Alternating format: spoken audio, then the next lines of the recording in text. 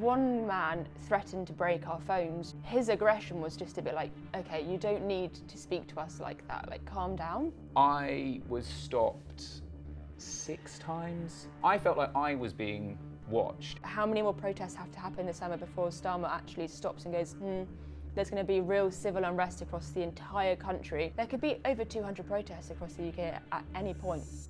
So Lotti, we've seen you've been tracking boats, you've been like coming across migrant crossings that have just been busted by police. Like, how was it? How was the trip? I think seeing it firsthand in person, I was so shocked compared to what I thought it would be like. I mean, I report, the same as you, on this sort of stuff all the time, but from London. So we see the images of it happening. You hear the news, you hear the stories. I hear it from, the politicians and what they have seen. But when I went there and actually saw the boats in the sea, I saw the hundreds of migrants all in the dunes making a break for it. You see the police, you see the town and where they actually launch from, and it felt so surreal. That's the thing that people at home don't appreciate, which is the scale of what it is and how chaotic. And I think it's just an impossible job. Like this idea, the concept that you can stop the boats, I think when you go there, you're like, it's not possible. I didn't think there was a strong enough police presence at all, because if they are aware of all these different launch points, surely you would think each morning when they know the conditions are going to be good for crossing, there would be a swarm of cars ready to stop them actually getting onto the boat in the first place. Yeah, I think with the police stuff, like we focus on, we've paid you this money, we're the customer, this is what we expect as the service. But you've got to think, who do the French police answer to? They answer to the French people, they answer to the locals. Now, what do the locals want? The locals, I spoke to them, they don't care about the boats going to Britain. If anything, they don't want them to stop because otherwise they get a massive build-up and they're having lots of issues. They've got shootings, they've got stabbings, they've got crime. What people complain about with the hotels in Britain, this is on a different scale that they've got over there. And I think that's the thing one of the things that I started to appreciate more being out there was the police, like they're kind of like going around and they're stopping them here and there. But really it's like the main thing is to kind of make sure it doesn't upset the locals too much. That's true. The police are not making any effort to understand who the people are. So they'll just put, 100 people on a bus and they don't know anything about them. And again, it's another one where the police officer said, oh, they're all illegal and undocumented. They're kind of non-entities within France. Yeah. And they just kind of follow them about. There's violence around them. There's all this other stuff that's going on. But they're not really, they're not taking them and going, okay, so who are, even when they seem to pull people, it was just like, okay, well, take these people out and who knows what was happening with them. Yeah, and what was your personal experience with the police? Because I think we spoke before and it was very different, perhaps. I was stopped 6 times.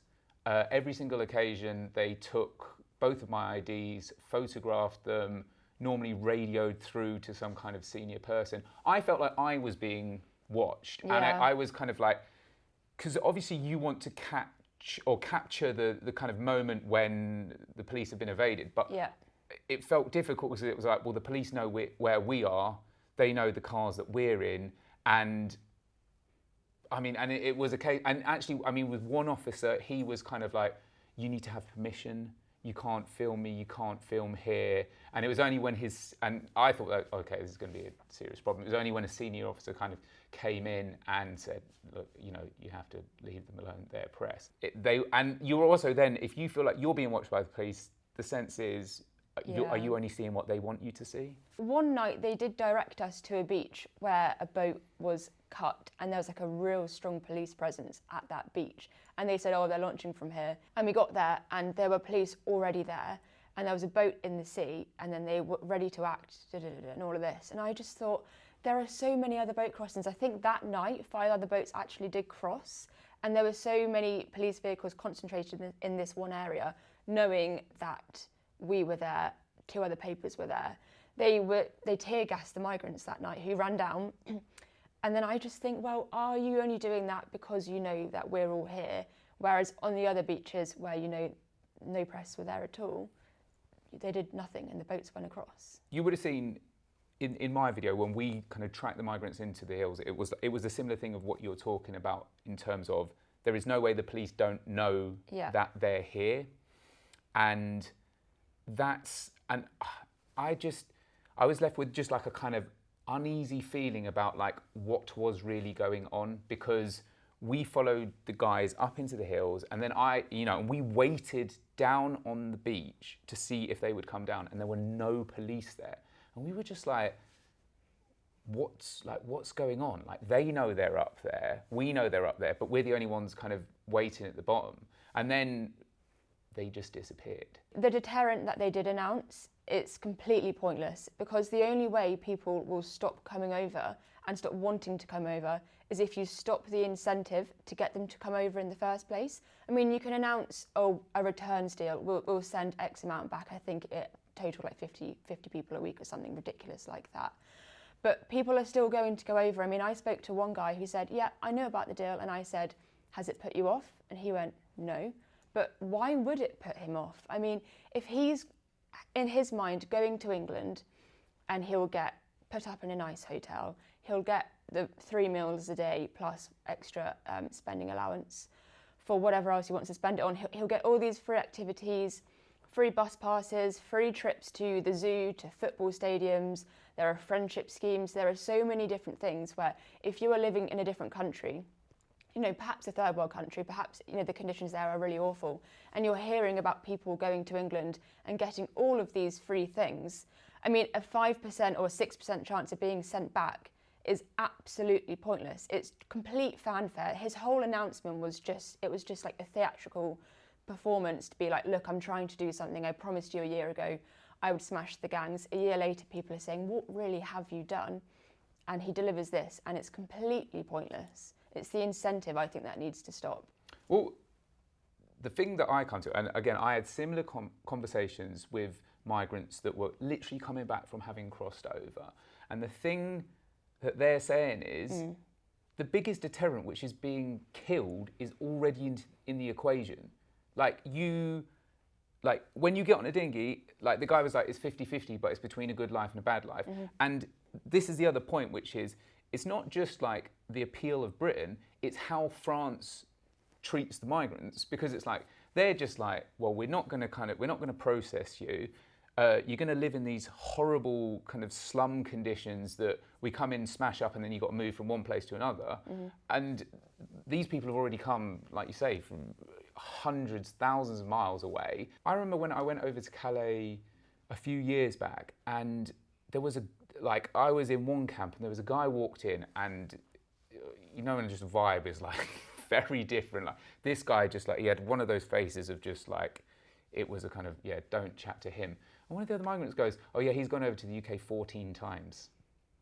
So he'd been returned loads of times, which then that gives you a sense about like, well, if you've got those kind of people knocking about that long ago, is this going to have any kind of impact? I remember when I was at Gravelines Beach, there is that mile-long canal which connects down to the beach. They launched from the very top of that. And we stood there, got there at 4 o'clock in the morning, no police. 2 nights in a row, they launched from the exact same spot. If you had 2 police dinghies in the water, just blocking them off, they wouldn't launch from there. That's an easy point to stop them from doing that. There are so many different things along the way which the police could have done to stop them. They kind of hang around and watch them, and then only when, I don't know, there's maybe a 1 in 10 chance that they'll actually slash one of the dinghies. But most of the time they're watching from the beach, kind of, waving, taking selfies, having a cigarette, not really doing a lot, to be honest with you. They could have stopped them at any point down that canal. They reached the beach. The police were then on the beach, but they weren't going into the water and slashing that particular dinghy, and I don't know why. I was so frustrated because I'm a 24-year-old journalist. I'm going over to Calais and putting myself in a dangerous situation to show people, look, it's actually really easy to find a dinghy and find migrants who are wanting to go to England. And did you ever go into the camps when you were there? Yes. And what was your experience of that? Physically, the environment is just, it's overwhelming. Like, it's, if you walk down the wrong path, it's just going to be the toilet, human feces, like, you don't want to go down that way. There'll be piles of food. just like discarded rubbish. Again, this is the thing. It's like these places are deliberately left to get into this state, so they're horrible. So people don't want to stay there. I mean, I never actually went into a camp, but I stood on top of the road which overlooks one of the camps, and about, I would say, 50 people were walking behind me, just going back and forward to the supermarket, which is across the road. One of them literally shouted about half a metre away from me, England, in my face, because he heard my English accent. And I thought, I know you're trying to get to England, why on earth would you say that? And then I was just thinking, I'm not going down there. If they can, in public, on a main road, shout that in my face, I'm not going to go down into that camp and try and speak to anyone, because I don't know what I'll be met with. So did you feel safe, or like, what was were you constantly on edge, aware of your surroundings? It's tricky. I did feel safe in the sense of, I think the same as what you were saying, I felt protected as a journalist because I always had a mic on and the photographer always had his camera with him. So I think people felt a bit like, oh, I wouldn't do anything or say anything too bad because I know it could be recorded and I'm trying to get to England, that sort of thing. But you had the odd person who really just didn't care. I mean, one man threatened to break our phones just because we were like filming in the area. He was very aggressive. And I just thought in England, if you were filming in a place, someone would say to you, excuse me, sorry, can you not film me? Can you put your phone away? His aggression was just a bit like, okay, you don't need to speak to us like that, like calm down. But I never felt at any point really too vulnerable, only when I went into like large groups of people, but most of the time I kept my distance. I made sure I was in a safe space because I didn't want to put myself in any danger. The one time that I was like, you need to get out of here, was I went into the big camp in, I think it's called Lune Plage, and went round and kind of, it's one of those things where people can be quite hospitable and welcoming, especially like if you're like kind of clearly an outsider.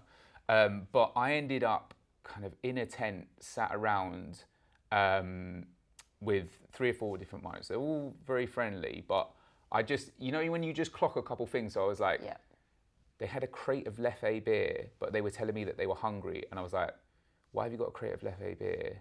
And you're like smoking constantly. So, and then I was like, look down at the floor, and the floor was made up of beer bottles. Oh, wow. So it was like all beer bottles that were like kind of like stuck together into the mud that had made this floor. And then I was like, yeah, I better just get out of here because it's like I'm isolated now. I was away from, you know, the cameraman. When we kind of tracked the group of about 10 to 12 migrants up into the hills, and it was just me and Dan, the producer, it's like, we know that there's guns and knives in the camp. If we've landed on a couple of people who could well have, you know, they could be organisers in some way, we could be putting ourselves in a dangerous situation. Now, obviously, it's a risk, like the risk of them going and doing something to someone with a camera is going to outweigh it. But say you accidentally, you know, interfere with whatever they've got going on, you could be in trouble. You know, the experience you're talking about where someone came and started criticising England or the UK. We had a similar experience where we were walking through Calais and this guy just came up and sort of was like, why are you filming? And we'd just done an interview with someone. It wasn't like we were filming people without their consent. And then he came up and was just being like quite aggressive, said, I'm going to call the police, like pulled his phone out, put it on speaker, called some number that wasn't the police. But it was like, it's an effort to intimidate us. And then he started criticising the UK. So he was saying, UK doesn't want people, UK has 2 faces. And it was like, so I said to him, oh, you know, what's your connection to the group? He said, oh, I don't have any connection to the group. And it was like, well, what's he doing? Like, is either he is looking to come to the UK, but he doesn't like the UK, so what's going on there? Or he has some other role that he's playing in this whole situation. They're painting a target on their own back for a reason, because it's almost deflecting away from the actual smugglers themselves. I mean, the boat that I saw, which never actually made it across because it had like ruptures in it, it was quite torn and worn. it came back to shore, and these I think about 12 men on board, they all hopped off and walked back, and they, as you said, were dressed a little bit differently, moved back across the beach very, very quickly. I mean, again, past police, the police didn't even stop them, but those 12 didn't seem like the 12 that were trying to make it to England. Those 12 seemed like, okay, we've been on taxi boats before, we know what we're doing, we know the locations to go to, we're waiting for more people to come onto our boats. They walked directly past the police, and I thought, if I were in the police and 12 guys who just hopped off a boat who looked like they could be smugglers, I would at least stop and ask them a question, like, who are you? What were you trying, you know, where are you going? But nothing. And there are just so many more instances like that where I'm sure the police could intervene, but again, they're not doing it. When you look at the stats of it, it's something like 60 to 70% of the small boat migrants will be granted asylum. Like it's a high proportion. And then you sort of like, if you think about like the kind of percentages or what people are thinking about anyway, is like, you know, if death is 50-50 and you've got like, you know, it's kind of better than, you know, 50-50 that you're going to then be able to stay in the UK. I mean, it's like, it's just not, it's a no-brainer, isn't it? Now, one of the things that Britain's money's done is it's cleaned up the centre of Calais. If you go to the centre of Calais, it's creeping back a little bit in now with some of the camps, but you won't find kind of like misbehaving migrants as you might have done in the past. But that definitely happens. When I was at Loon Plage as well, across the street there's that massive supermarket, and when I went in there, all the migrants go into that like complex almost to go and use the bathroom. And in the supermarket, there were a group of about 10 different guys in there who are obviously migrants, and they were holding, like, well, not holding, but they were pushing about 5 massive trolleys full of crates of beer, and they were going along pushing the trolley of beer and picking up the fruit which was on the side of the supermarkets and eating it as they went along, just in public without a care. And it's that sort of attitude of like, okay, I've got my beer, I'll take the free food. And I just think, well, what are you doing? If you have the money and, you know, you buy the food that you're taking for free. I'll tell you the place where it definitely was that vibe was when I went down and did the story on the Deliveroo drivers and the hotel they had there. I mean, that was just outside, and it wasn't just a one-off. It was just like crates of beer, lads, you know, rolled up joint, like just, you know, sessioning it, like, and just completely open, not a care. It was just like, okay. The one thing that we haven't really spoken about, which is the bigger problem that you've got with, regardless of hotels, and this is something that France goes on about a lot, which is in the UK, you have got a black market that is just, you know, you're able to stay if you're kind of able to play the process, but you're also able to, like, you've got a flourishing black market that you can go into. Whether that is doing kind of delivery work, whether that is working in the kitchen somewhere, whether that is working in a car wash. And so the business model that exists for trafficking people to the UK, it's a really profitable one because we're just not good at cracking down on illegal work here. And actually, and it's crazy that we've got to the situation where it had to become so blatant that people who don't have the legal right to work were working for companies that people use every day, you know, delivery companies. It had to become so obvious that they were like, oh, maybe we should do something about that. Yeah. But that's just the most visible one. And the problem that we have here is that that's not being sorted, that's not being tackled. You know, and it's accountability. Because what I would say, like, go proper hard line. If you've got illegal workers in your business, will hold your senior management responsible criminally, and we'll keep going up the chain. And you're not going to be able to be like, oh, that's our subcontractor, because we'll hold you responsible.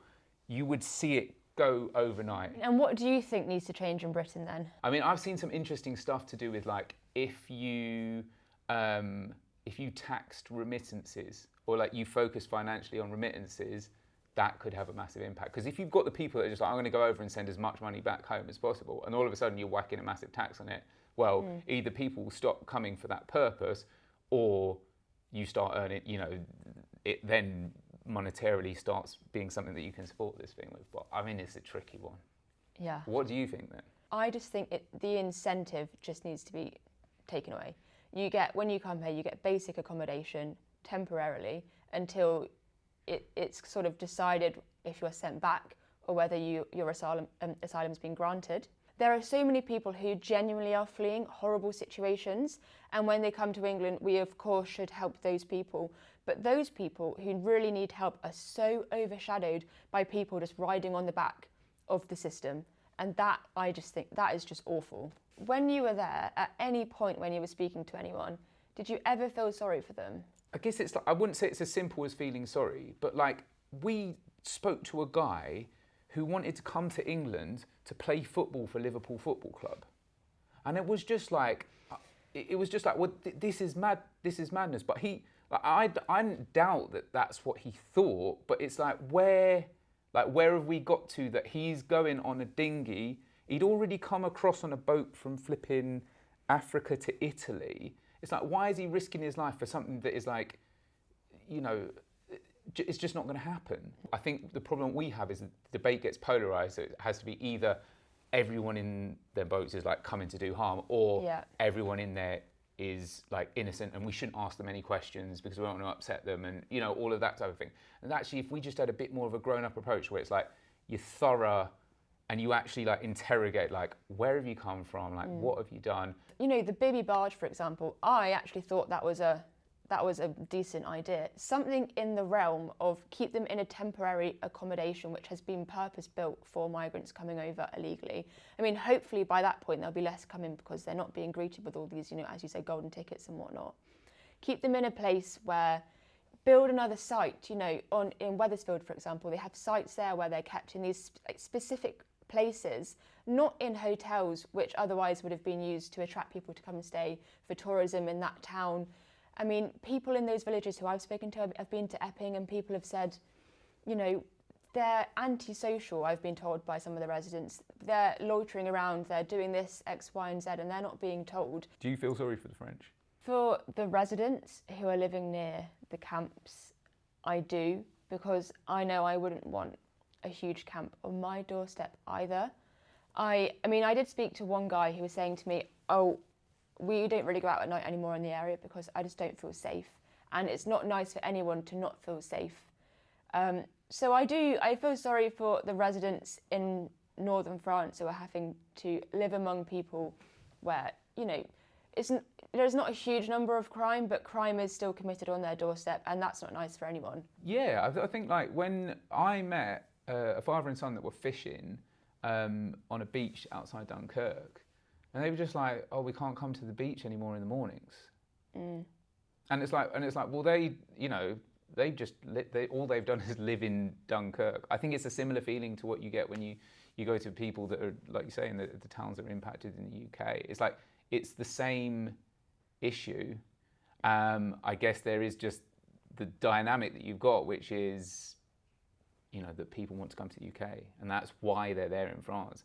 And I guess I don't necessarily agree with, but I can appreciate that sense of like where France is coming from, which is like, well, this is your problem.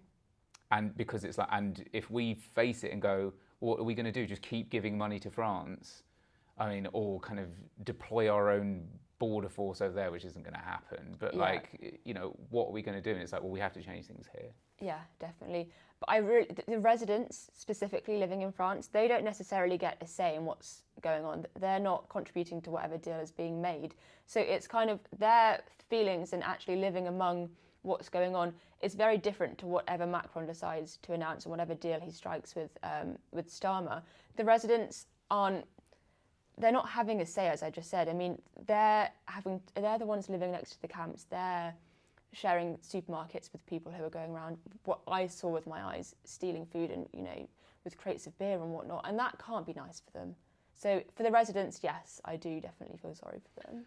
So at what point does it have to get to in the UK before Keir Starmer just goes, right, that's it, we've had enough, stop completely? So what we're seeing at the moment, what we're seeing in Epping, what we're seeing in East London is like we're sort of verging on disorder. Now, we had a summer of disorder last year, and it will be, okay, we're having repeated disorder in the UK, what are the triggers of it? Now, there is obviously good reason why when you have people rioting and behaving disgustingly, you've got to clamp down on that and you've got to come down hard on people. But if you don't address the reasons why people might be doing that, it's only going to keep happening. And we keep having these flashpoints. It's hard for people out there at the moment.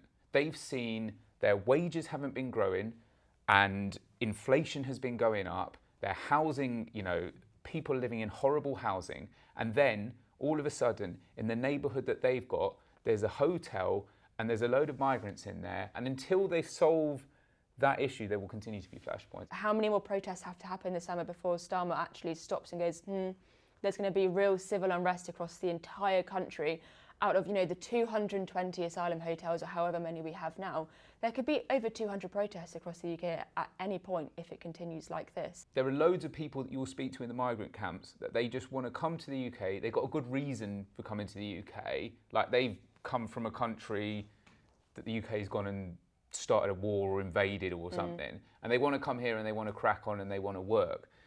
I think the question is it's like the whole way that it's set up at the moment, they're going to have to come over, they're going to be spending several years where a lot of money is spent getting them to the point that then they can start contributing back. Now, no matter how much their desire might be that they want to come to the UK and immediately contribute to the UK and be part of it, it's like the processes that we have at the moment doesn't make that easy for them either, or even identifying those, those are the people that the UK wants to have, because, we want people that are going to contribute and buy in and have a stake. I mean, I did speak to a large number of people over there who were saying to me, the UK is the greatest country on earth.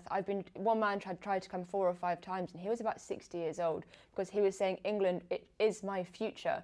And there is such a want to come to the UK. And, those people coming in illegally, they're not necessarily coming in with bad intentions, as you said. They're not going to, it's a small number of people committing these violent offences and different crimes and whatnot.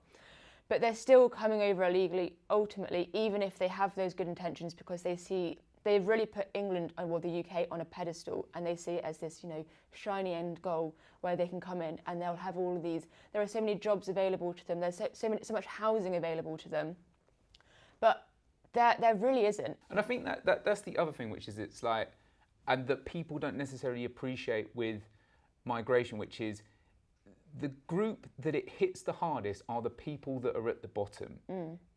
And there's a lot of sort of kind of sneering, especially from kind of like people at the top. They're like, if you've got a problem with that, then, you're bigoted, you're racist. And actually it's a lot of the fact of, no, I'm just at the bottom and you're bringing in more people at the bottom and that's harder for me. Like you say, I'm competing with them for housing. The wages are being driven down. I mean, I went up to the Wirral and I spoke to Deliveroo, Just Eat riders, and what they were saying to me is they're like, we just want to do this job. Actually, lots of them were migrants that had come to the UK legally, and they were like, we've been paying our taxes, doing our job, and all of a sudden, you've just brought in a load of people who've driven the price down and made it so it's like, I either have to work twice as much or just choose a different career. I think that is a real wider issue though, because even if you're coming, as we were saying, to England to work and to live and whatnot, but if waiting lists are going up in the NHS,